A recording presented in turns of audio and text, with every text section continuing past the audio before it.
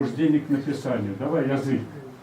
Так вот, удивительное дело, что слово история тоже три слова. Истор и я означает память жизни твоего рода и твоего народа. Вот Мурат Искандерович этой памятью обладал в полной мере. Эта память сидела у него в геноме кумыкского народа, и он, как сын этого кумыкского народа, он в своем геноме эту память держал.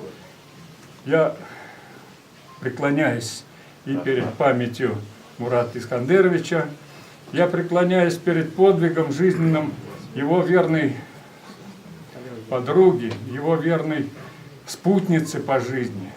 Она была для него целительным бальзамом. Вы знаете, вот слово Магомед, имя нашего пророка, когда я у Валерии Пороховой был, Валерии Михайловны, и сказал: вы знаете, я понял, что означает разница между названием на Ближнем Востоке Мухаммед и тем, как называют его в Европе, Магомед. Маг-эмет означает великое чаяние. Вот этим великим чаянием сказать слово, достойное всего тюркского мира, этим великим чаянием обладал наш дорогой Мурат Искандерович Анжи. Благодарю вас за внимание. Это Хайдар Низамеддинов или Дин Тимазин, академик многих академий, да, исследователь. Всего вам доброго. Храни вас Аллах. Вот. Алхамдулилля, что мы собрались здесь и по мусульманским обычаям прочитал замечательные слова Корана, но Коран означает еще увидеть все понимание этого мира. Саулугас. А сейчас я бы хотел предоставить слово. Можно, да? Вот, Марине, верной спутнице Мурата Аджи. Никто, как она, не знает всех его работ по-настоящему, понимаете? Человек, который живет этим, жила этим все время. Вот, прошу вас, Марина, да.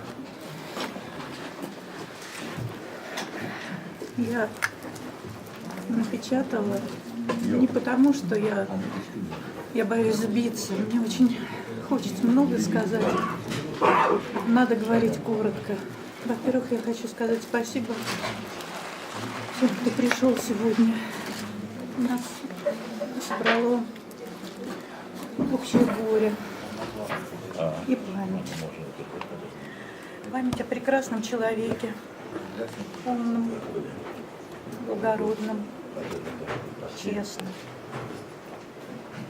и необыкновенно, просто безгранично талантливым. Мурат Аджи – это имя неотделимо от его книг. И в них в каждом слове проступает душа, наполненная небом. Именно так он объяснял слово «тюрки». Люди, чья душа наполнена небом.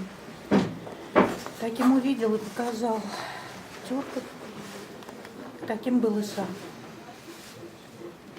Своим неравнодушием он увлекал даже самых равнодушных к истории людей, потому что говорил не об истории, а о жизни. Забытой жизни целого народа, потерянного народа, нашего народа. Он сделал то, что еще вчера казалось невозможным. Он рассказал о предшественнице Руси, стране наших предков, чьи души были наполнены небом. Поведал о степной державе Дашты-Кипчак, великой степи, и раздвинул тем самым диапазон отечественной истории сразу на 1000 лет.